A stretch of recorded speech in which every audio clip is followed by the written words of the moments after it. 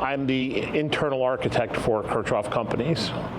But at the very beginning, when the project was being developed, I pushed Joe towards the principles of new urbanism. I said, why don't we take some of those principles and start to do that here? They were a conventional developer. You know, Joe's background was in construction. We've learned all the buzzwords, right?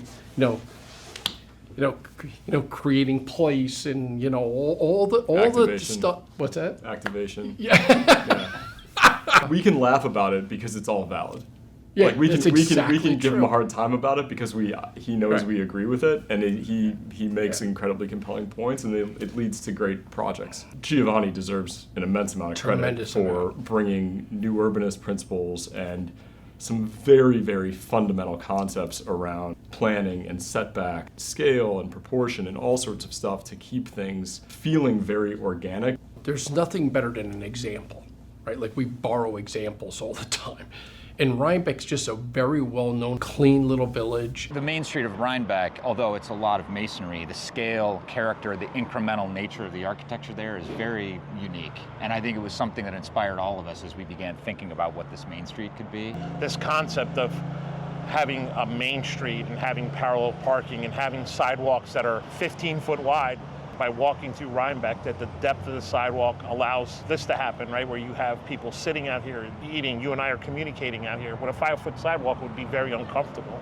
One of my earliest memories of us thinking about this project ever was you, Joe, and me going and having a sandwich at Rossi's in Poughkeepsie. That's right. It was exactly that kind of a spirit of tenant that you wanted to have here, that Joe got the notion to say, you know what, we want to bring them in as an anchor tenant. That's right. And they ended up being one of the first tenants on the corner. And for me, that set the tone for the sort of authenticity of this whole place. You get a few early sort of locally known, almost credentializing tenants.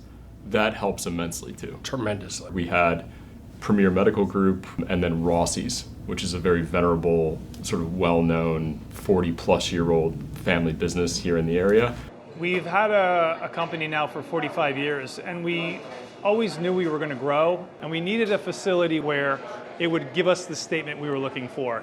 We wanted to create a mechanism for them to own their own real estate, either outright in some instances or on a majority basis in other instances. For us, it just creates permanence on Main Street, less turnover, more stability. We did not want to go into a scenario where big box stores would kind of take over. We would always be in our business working, and we wanted the same for the businesses around us. And so the fact that these businesses would be owner operated, meaning an owner was on site all the time, really persuaded us to do this project.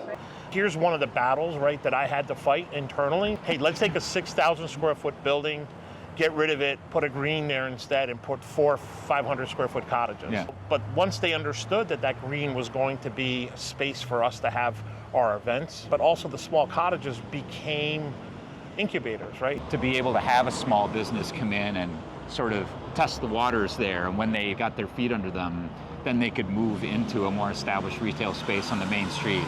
The bagel shop was one of our first tenants. He was so successful that he's in a larger building here. He ended up taking one of the cottages to do a second concept. 3.5 years ago, we opened the Eastdale Bagels. Now, a few months ago, we just opened up here behind me, Athena To Go.